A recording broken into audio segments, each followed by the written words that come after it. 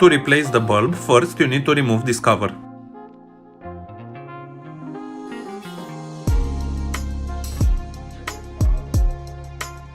To remove the bulb, press and release this retention clip.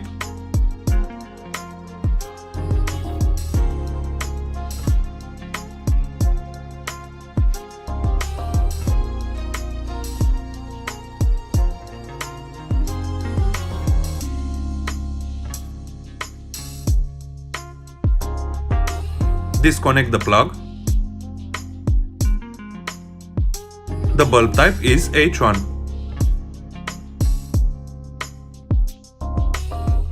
Reconnect the plug.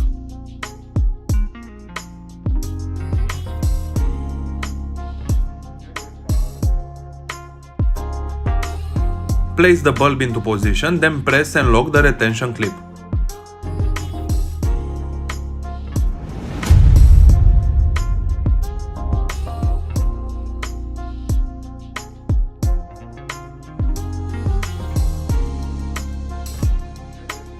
Now you can put back the cover. Thank you for watching. If it was useful, don't forget to hit like and subscribe buttons. If you have any questions, you can leave a comment below and I will try to answer all of you.